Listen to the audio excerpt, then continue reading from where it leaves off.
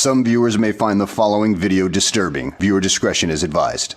Hey everyone, welcome back to Board Games Unlocked, and today I'm doing a discussion over Scarface 1920. Now, eagle-eyed viewers might also know that I have already done a discussion for Scarface as well as a run-through. So it's like, why are you redoing it again? It's like, okay, well, there were a lot of controversies surrounding that discussion. I use controversies lightly because it doesn't really fucking matter at the end of the day, but a lot of people had issues with the discussion and then the run-through as well. So I was like, okay, you know what? Let's kind of reevaluate. I had a chance to redo or to replay Scarface after, taking some time away from it. And now I'm going to talk about my thoughts on the game again. There's a couple reasons whenever I do this, and I've done it very rarely, with a quick turnaround. Like last year I did it with Onk, and then and now I'm doing it again. And the only other time I ever redo a discussion is if some time has passed and I just want to kind of do a better video on it. And then sometimes it's like, because I do discussions usually right after the run-through, so if the game went super well, energies are super high. If it didn't go well, energy can be really low or negative, more so than I kind of want them to be, because I can be influenced by how a game went, and sometimes I can taper it, other times I can't. And to preface this entire video, I should say that I am not being paid by anyone to do this. I should have reached out to the company and just asked them to pay me a bunch of money before posting my discussion on it, because it wasn't a favorable discussion. But I guess that's just a strategy for, people better than I. In short, for the discussion, and this is actually a very interesting observation I've had. In short, for the discussion and the run-through, we misinterpreted a major rule of the game. A lot of people really pinpointed and wanted to let me know that we messed up on a rule. And the rule is, which in my opinion is still very badly worded, which has been confirmed by multiple people to be badly worded. In the game, whenever a player reshuffles their deck, because it's a deck builder, deck builder / area control, when a player reshuffles, then that kind of advances the game. That's how the game progresses and eventually ends. And the wording on that says, when you have no cards in your hand or your deck, you reshuffle. And it's the key word "or" that threw us, because it accelerates the game quicker than what it should be. And it's meant to be "and." And I had I was debating. If you've seen some of my other videos, my friend Brett, his mom used to be an English teacher, and I'm like, or, that's one or the other. So therefore, if you've played all the cards in your hand, but you still have cards in your deck, you reshuffle. Or you do I can't remember what the exact, it was like a rebuild step, where you kind of don't do anything on your turn except draw up, and that accelerates the thing. But it's meant to be when you have no cards in your hand and your deck. So when you have no cards to play at all, that's when you can only do pretty much nothing on your turn and reset. So the game is a little bit slower in that regard. But the reason why that was kind of a major reason why I wanted to replay it, because so many people had focused on that. And if you're not familiar with my previous discussion, which I'm not going to keep up on the channel, this is going to replace that. So many people thought that was the reason why we didn't like the game. And my observation is very interesting, because they were like, well, you played the game wrong, so this is an invalid review. You didn't like it because you played the game wrong. You played the game wrong, you're a fucking idiot. And to be fair, I did not call the game unplayable. I did not also spend 50 hours playing the game and then post a negative review. So it's... And also, for the record, I had played that game multiple times. Other people were like, well, you played it once and that was it. No, I don't do that. I played the game multiple times. just misinterpreted, bad translation. Anyway, but my observation, and I'm curious as to what people think. I would love to know your thoughts of this in the comments.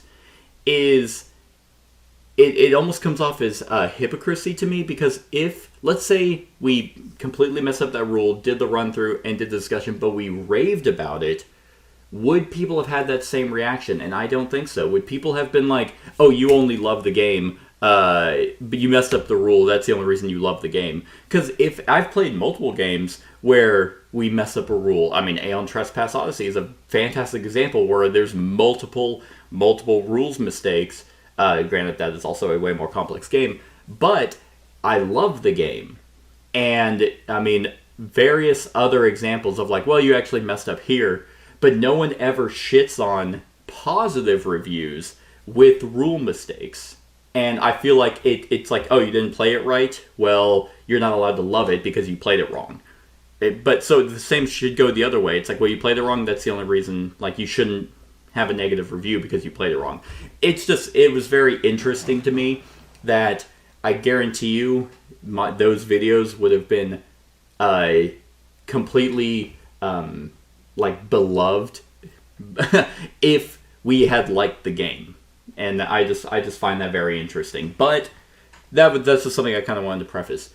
After having replayed Scarface 1920, and the first time I ever played, I played it too, and that was just more of a learning game. I had kind of seen some things about the game being like really slow or kind of a little bit nuanced to get into. So I tried it at 2, and I was like, yeah, you know, this is touted on Board Game Geek. Its mechanisms are area control, area majority. Those usually do not work well at 2, but it was a learning thing, so I'm like, okay, we'll play it with more. And then I played it with 3 players, and while better, it didn't really improve our opinion. Having again recently played it, this time still with 3 players. I guess I should say I have yet to play it at 4, although from what I see, a lot of people think it's best at 3. My opinion still has not changed, but I'm going to structure this a little bit better so it doesn't come off as a rant, so people can digest this a little bit easier. And I've made like bullet points on things that I like and I dislike. So if you're not familiar, Scarface 1920 is a Prohibition game, and that is easily its best characteristic on the game. The theme is so well done, and that's another thing I've noticed is a lot of people, when praising this game, never talk about the game mechanisms or how the game plays. I only see stuff on theme, which is which is true. This theme is very well done. They hit the nail on the head with like just the overall of who your gang is and things you're doing, jobs that are happening, people that you can hire into your gang, the police raids, the newspaper articles, just the overall ambiance of the game evokes that gangster theme and is one of the best in that genre. That's why it's so upsetting that I do not like this game, is because like you can sit down and play like the Godfather soundtrack or just go on Melodice and put in whatever to give you that mafia style 1920s feeling and really get engrossed in the world. Like a lot of the jobs just are like, yep. Like there's one where it's like I was gonna say carpet bomb, but I don't think that's what it's called. It's like a shop explosion. You just blow up someone's business. Rigging, sports events, like things like that, smuggling in weapons, smuggling in alcohol, all that stuff that you envision when you think of 1920s Prohibition is really enriched in this game. So when people are raving about the theme, they're not wrong. The theme is very, very good. That's pretty much one of the major positives I can give it. The second one, I do think that the gang abilities are really fun, like because you have ways to upgrade your gang. Like you You have your gang marker that as actions you can pay and get them to level up. So whenever you have your gang leader card, it's more powerful the more you've leveled up your gang, and that lets you unlock special perks that might go towards a certain strategy you're doing. And the four gang members or gang leaders are unique. They have different ways that they play. I wouldn't say that the gang abilities are going to give you diversification in terms of like Al Capone does one thing really well.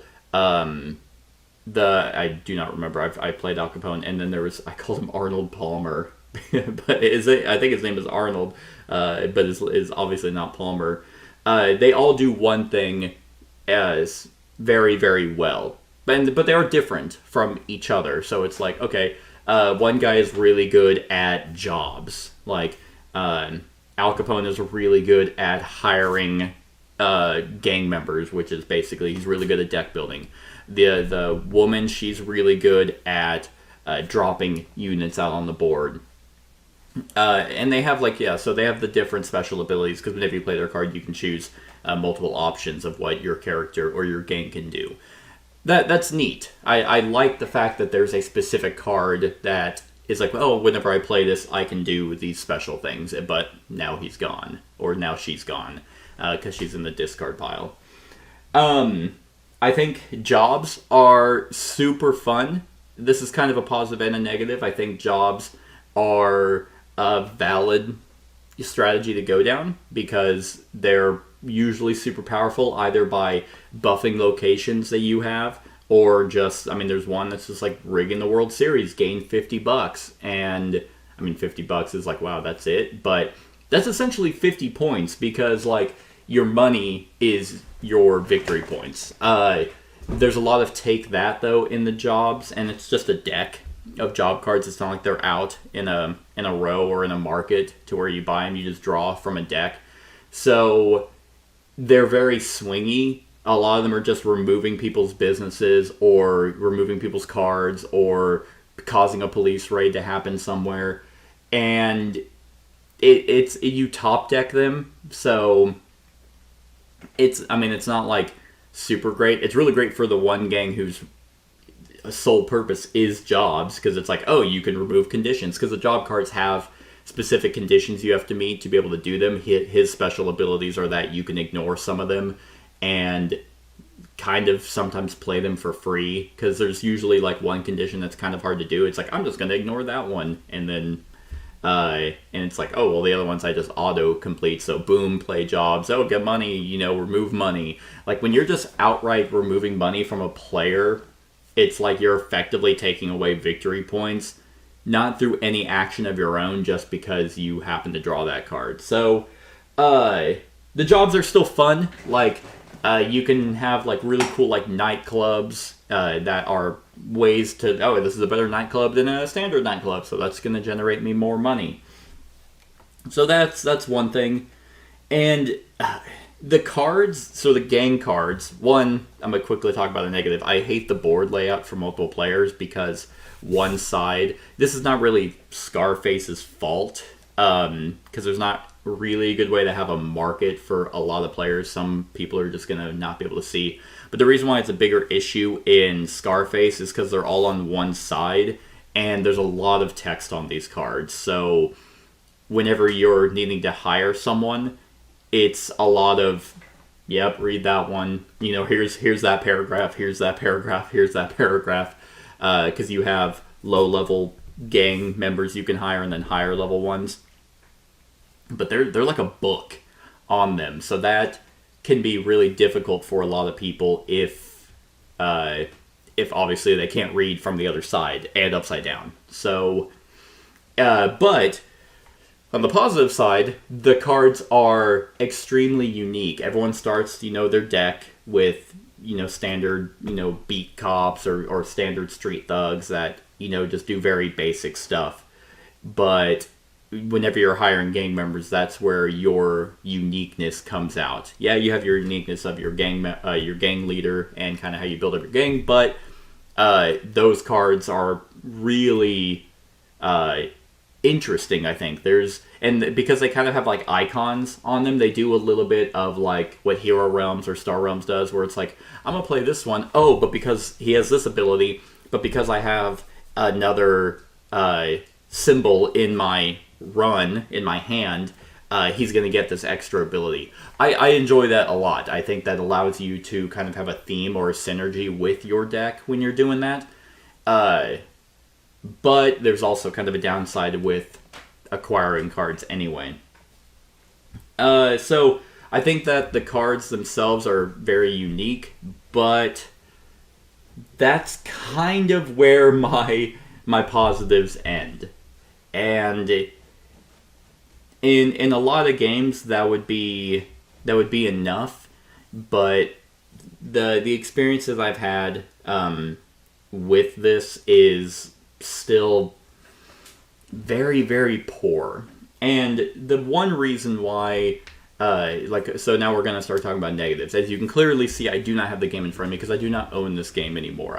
The copy I played was not mine. I didn't re-buy it to replay it. I had no interest. I wasn't even going to do another discussion because everyone who was correcting me, like, oh, you played that rule wrong, therefore, like, your opinion is completely invalid because I really love it. All that rule mistake did was shorten the game, and it's like, oh, great.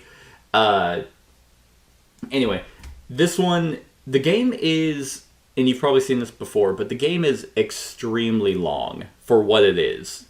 And I know that's like, oh, well, if you play it 15 times, the game is short. It's like, no, it's not. It's still not a short game. I mean, I don't particularly like deck builders to be super long anyway. Some of my favorites are not that long. Like, none of my favorite deck builders are 3 hours. If they were, I would not like them. If Aeon Trespass, if Aeon's End was 3 hours, I would not like it. If Hero Realms, Star Realms was, Dominion was 3 hours, I would not like it.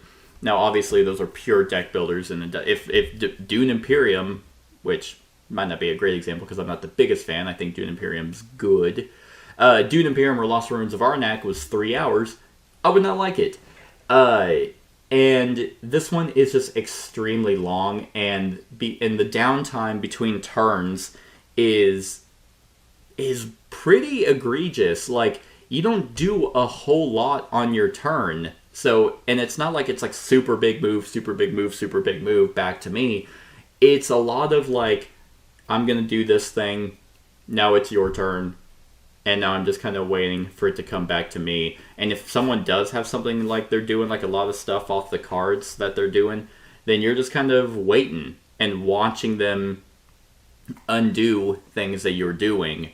Or you're watching them do a setup, and you're just like, Because the one thing, unless I also messed up this rule, which I do not believe I did because no one corrected me on it, and I rewatched How to Plays, and I actually watched How to Plays prior to even playing my first game of it. You pretty much can do one action on your turn, whether that is hire someone, because whenever you play your whole hand, and you have like your power and your money. Like, your attack, your money. It's called, like, it's your influence and, I think, your power, still. So, like in most deck builders, it's like currency and then your attack power or whatever. It's kind of the same thing here. But you play your whole hand, or you play the cards that you want to play, so you can play 2, and then if you do more, that kind of alerts the cops, so you do kind of have a risk if you want to play more. But then you add up your totals. And whenever you're hiring gang members, for example, that's your action. It's like, okay, like, I have 10 influence. We'll just say you have 10 influence. You can't, like, in a lot of deck builders who have a market, you can be like, I have 10 currency. I want to buy that card for 3, that card for 4, and then that card for 3. So I get 3 cards because that adds up to 10. I had 10 to spend. That's not the case here. If you have 10 influence and something costs 4, that's the card you're getting. I mean, granted, you wouldn't play extra cards to then do that because you'd be overpaying. But, I mean, you could do it for the special abilities on the cards. But still, if it's saying it's a deck builder, and your entire turn is getting one card from a market, I don't find that enjoyable. I do not find that interesting. It's so slow to try and get your engine going. I mean, Al Capone is different. He can just boom, boom, boom, just get a bunch of people into his deck. So if you're playing Al Capone, you're playing a fun deck builder because you're like, oh, I'm going to get that one for free, that one for free. But everyone else is like, wish I had gang members, you know? Granted, some people might say, oh, well, the guy who's doing jobs, people are probably sitting there like, man, I wish I could do a bunch of jobs. And that's typically fine. But in this, because the game is so long, it's very frustrating whenever you are wanting to acquire certain people and you just get one. I don't like that. Whenever you want to deploy people, that's your action, is just deploying. When you want to move people, that's your action. You're just moving. And that kind of brings me to the other negative is, because people have told me, well, it's not an area control game. Not really. It's not an area majority game. Not really. Then why does it say it is on the... Well, hold on. Let me double check before I... Because they might have changed it. Scarface, 1920. I don't even know where it's going to be on the app. I know where it's at on... I know where it's at on PC. Boo. Boo, I can't find... Oh, wait. Classification. Area majority. Okay. Yep, so it's still here on Board Game Geek. And area majority, to me, is where you want to have the majority in certain areas. And there's districts on the map. I want to say 5. I can't remember. 3. I think there's 5. But because there's businesses on these locations, and businesses are a way that you can generate money, therefore generate victory points. That's how some jobs can get placed on. So it's like if I place a job where I have a really sweet nightclub, that should incentivize people to come and attack, but that you can't really do that in the same turn. Like, you have to, like, okay, I'm going to deploy people. Now it comes back to me. Now I'm going to move them. Okay. Now I'm going to attack. And it's like, that's 3 turns of people clearly see that you're coming after me. And it's like, it's not the easiest to take locations from people, especially because there's like certain vehicles that add to your defense, your own units add to your defense. If there's if you control it, like you have your own building on it, that adds to the defense on top of the actual defense of the business.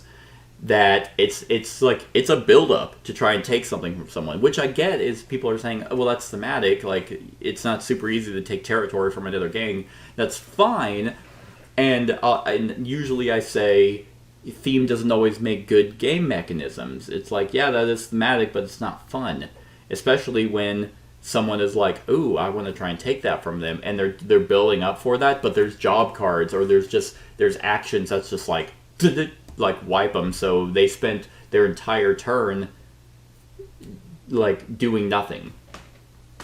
And so let's say you don't play anything to like kill their units, so they put them down and you're like, oh, okay, they dropped a lot of units. I'm also going to spend my turn to drop them in that business. So now it's like, well, that's virtually impossible for me to take. So no one ever really takes businesses from people. You have a board with all these miniatures on it, but they just stay there.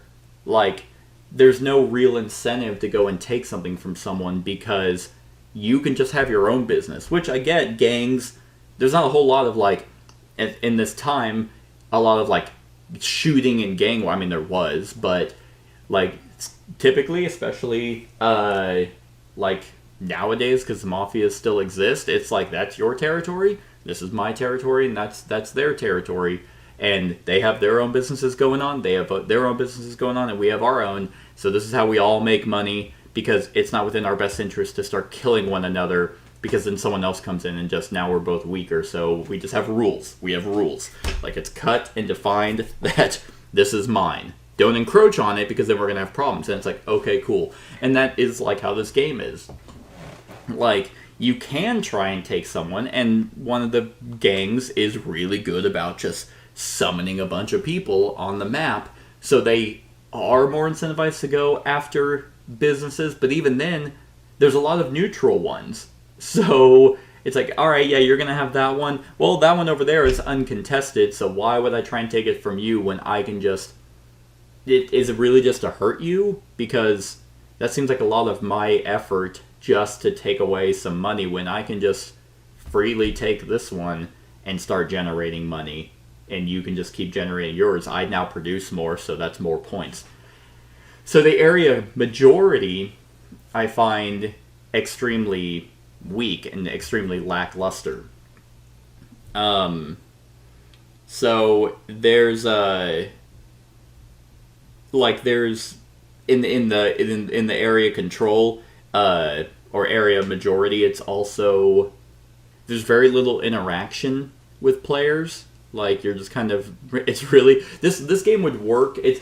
I feel like some people have said it's more of a Euro, and I definitely see where they're coming from with that, because it kind of has that feel on it, except there is Take That in it, so I can't truly call it a Euro. I wish this game was a Euro, like through and through, because then I wouldn't have this thing in my head of, oh, area majority, we should be trying to take stuff from each other.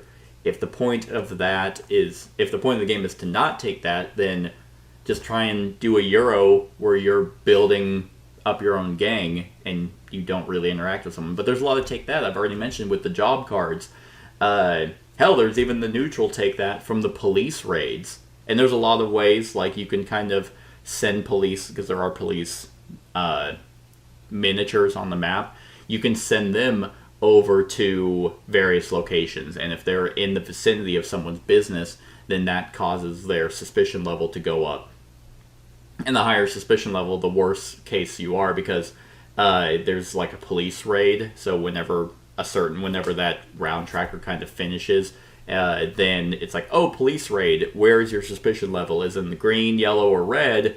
And I mean, it's a event deck, so if typically the higher you up, the worse off it is. But sometimes, this is another kind of negative, not that big of a deal, but it can be super frustrating, is, let's say you're doing a lot of setup, and there are ways you can kind of raise other people's suspicion level. Like, in the run-through, I was actually, I had ways to raise an opponent's suspicion level, because I was trying to get a police raid to go after them.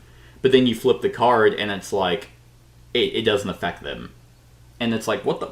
That was the whole point. Why are you in the red not being affected by the police raid card, but yet the person in green is more affected? It's very swingy, and I don't find that particularly fun, especially because you just have no way of controlling that. Again, people might say that's thematic, and that's fine if that works for you, if you're like, wow. But to me, it's more of like, I just spent 2 hours trying to set this whole thing up so that when the cops show up, they blame you, they raid you and not me, and you're off scot-free, and I lose, $30, which is points. It's fucking cool. Like, that was a lot of fun for me. I've had other issues with games like this too. I typically do not like competitive games where you top deck. Hell, I don't even like cooperative games where you lose based off top decking. Because it's like, there's no way of knowing that. I couldn't have planned or strategized for that. If it was very obvious, or if we got tipped off on like police raids, and it's like, okay, so if I do this and I raise my suspicion level, that's going to cost me some money. Can I balance that? Like, can I eat that but still do some extra stuff so I'm able to do a bunch of other things that I wanted to do, but I'm very aware of that. You just can't do that. So it's not a Euro. It wants to be at times, because like I said, the area majority or area control is virtually non-existent. At least in all the games I've played, there's no real reason to take something from someone except to just say you did it. Then the take that is very just there, like removing people's businesses, which, like I've said, you can't do a lot on your turn. So whenever someone just, oh, hey, that's a job, I'm just gonna freely do that, and they undo like 3 turns worth of stuff, it's like, it's extremely hard to build back. And I do not find that enjoyable. Let's see.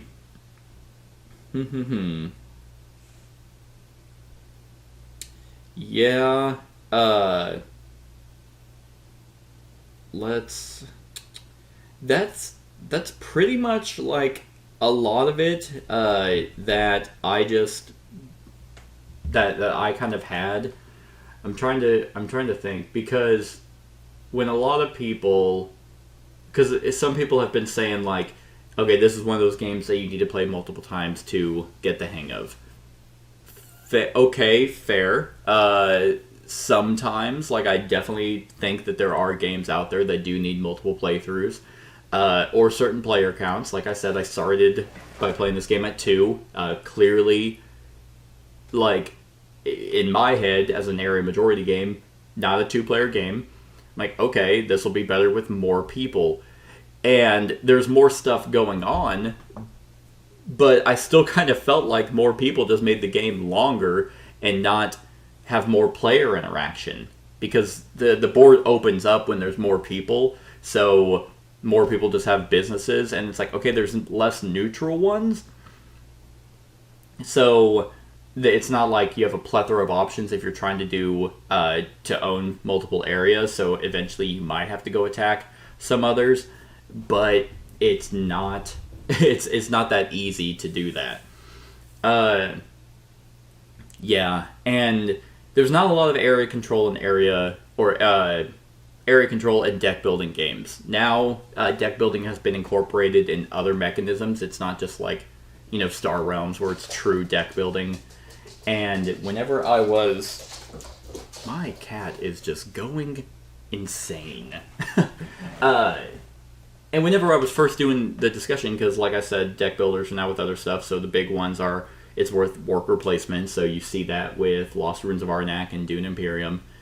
And whenever I was thinking of, okay, well, there's no deck building area control game, and I said that in my initial discussion, and I brought that up to a buddy of mine, and he was like, well, what about that D&D one?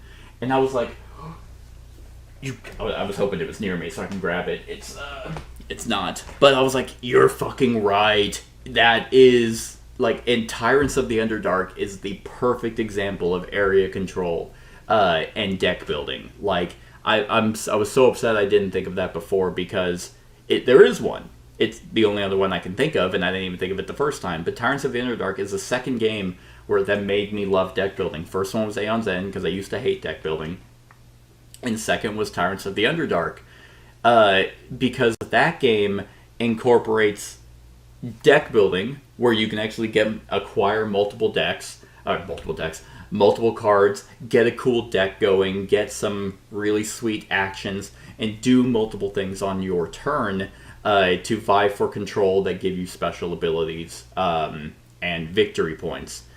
That to me is like the perfect example of, it feels like what this game wanted to be.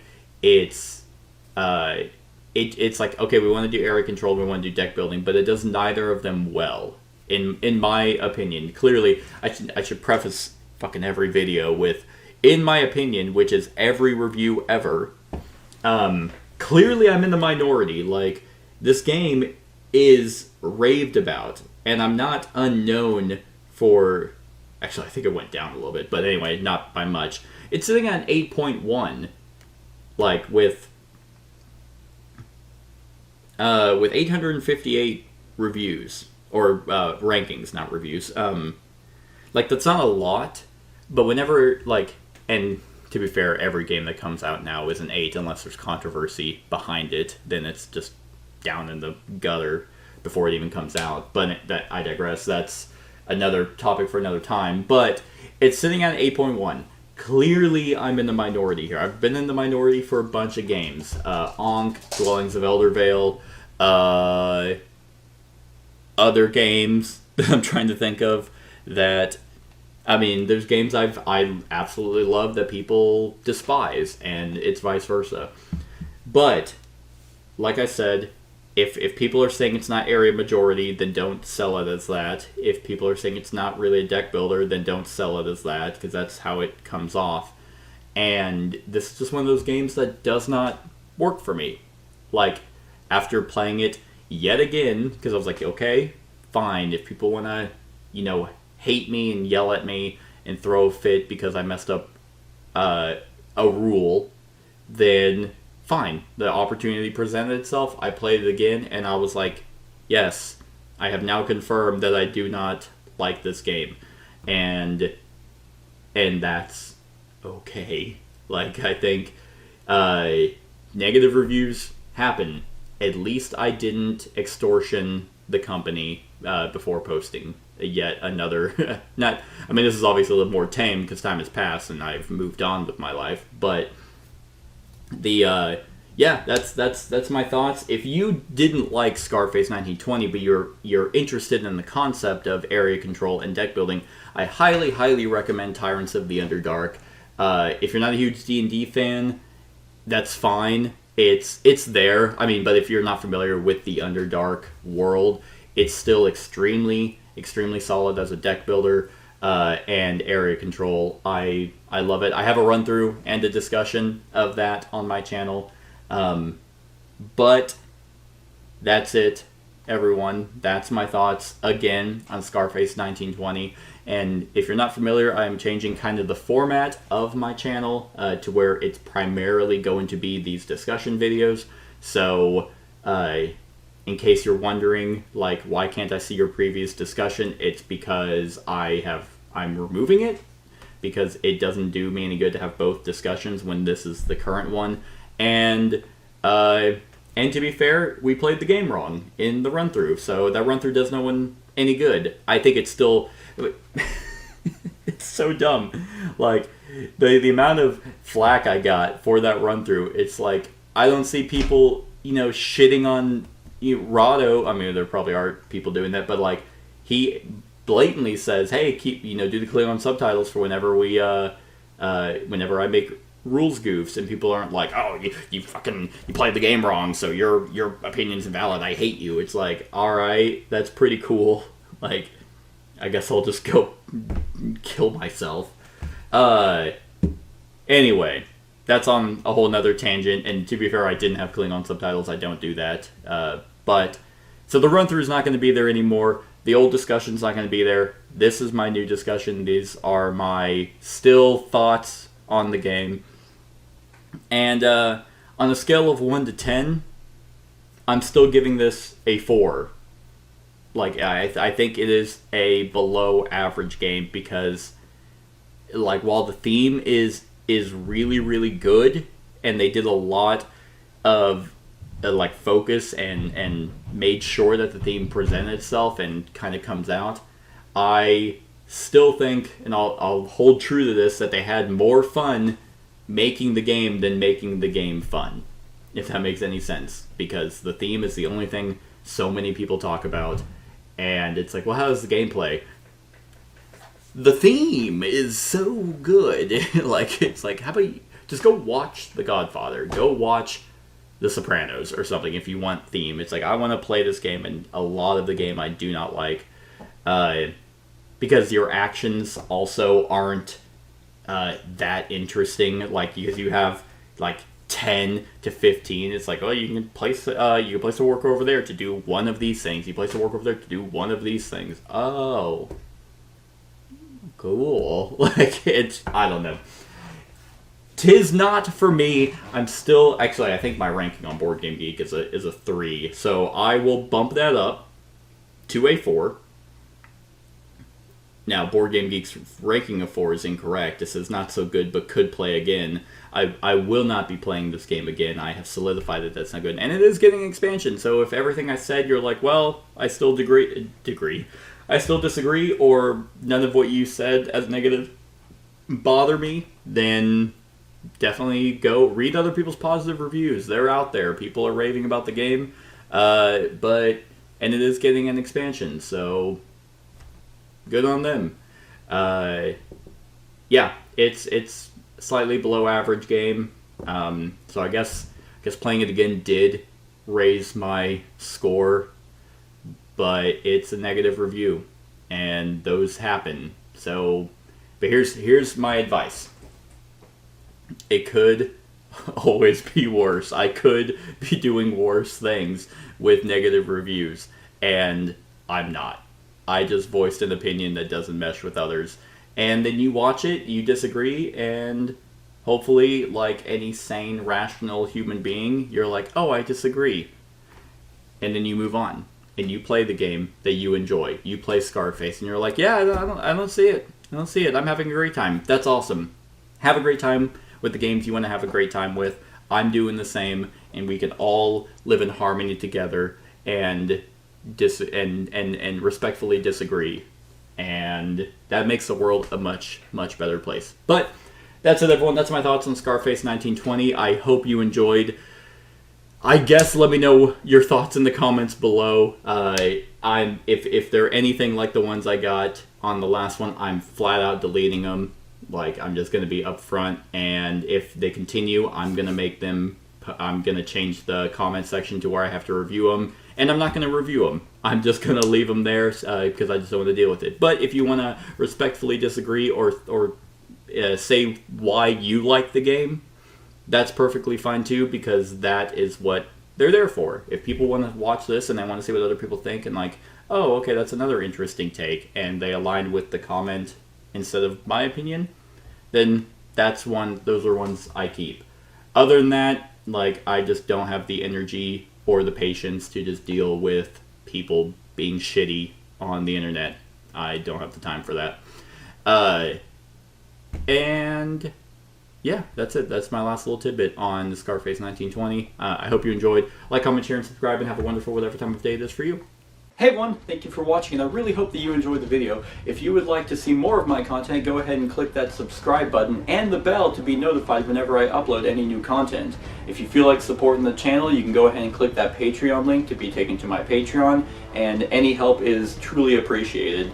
Other than that, stick around for any other run-throughs or reviews or cool top 10s or whatever I feel like putting on. Other than that, like, comment, share, and subscribe, and have a wonderful whatever time of day it is for you.